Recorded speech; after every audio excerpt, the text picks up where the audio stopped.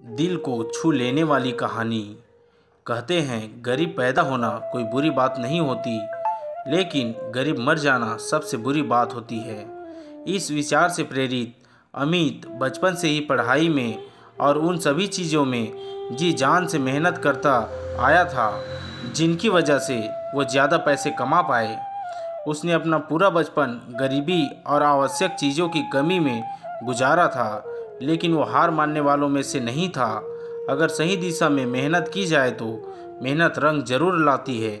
अमित भी पढ़ लिख कर इस काबिल बन गया कि उसे किसी अच्छी मल्टीनेशनल कंपनी में नौकरी मिल सके, और उसे एक अच्छी नौकरी मिल भी गई।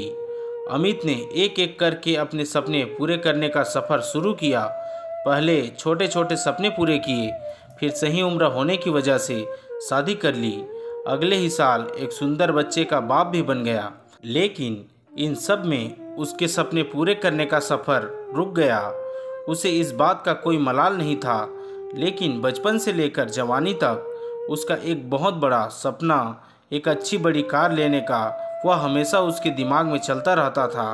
बचपन से लेकर आज तक जब भी वह किसी अच्छे कार को रास्ते से गुजरते हुए देखता तो पल भर के लिए वहीं पर रुक कर उसे ताकता रहता था। जैसे जैसे दिन बीते जा रहे थे, उसका यह सपना उसे सोने नहीं दे रहा था। उसने इस सपने को पूरा करने की ठानी और थोड़े थोड़े पैसे जमा करना शुरू किए। कुछ वर्षों में उसने इतने पैसे जमा कर लिए कि वह अपने सपनों की कार ले सके, और एक दिन वह सारे पैसे समेटकर उस कार को अपने घर पर ले आया।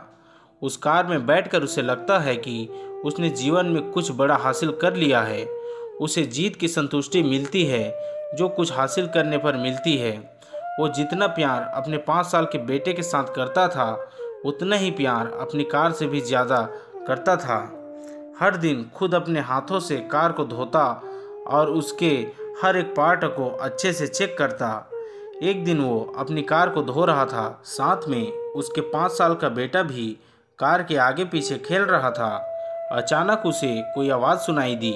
उसने कार के उस तरफ जाकर देखा जहां उसका बेटा कार पर पत्थर से खरोच रहा था। अमित को लगा जैसे उसका सर गुस्से से फट जाएगा। उसने बेटे को हाथ को काफ़ी जोर से पकड़ा और उसे बुरा भला कहने लगा। बच्चा दर्द के मारे रोए जा रहा था, लेकिन अमित का गुस्सा शांत नहीं हो रहा था।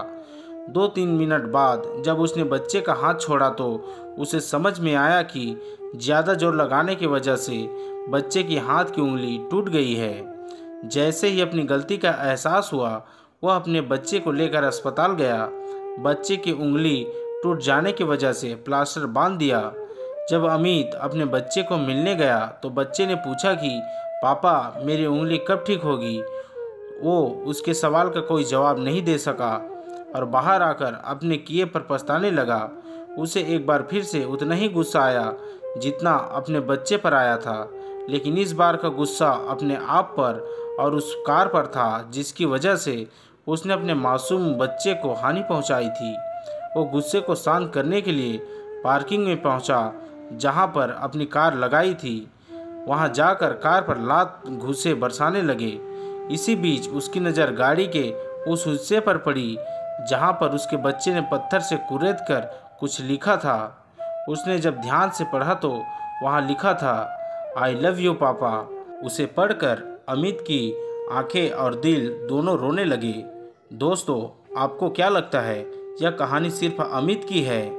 क्या आपको नहीं लगता यह कहानी हम में से हर एक की है? हम भी तो जीवन भर यही करते आए हैं। हम जीवन भर उन चीज़ों के पीछे भागते हैं जिनकी हमें चाहत है, चाहे वह हमारे लिए इतने महत्वपूर्ण हो या ना हो। ऐसी चीज़ों के लिए हम अपने जीवन की उन महत्वपूर्ण चीज़ों को नज़रअंदाज कर देते हैं या खो देते हैं जो हमें आशीर्वाद के रूप में मिली होती है और कितना भी पैसा खर्च करने से भी वापस नहीं मिलती है।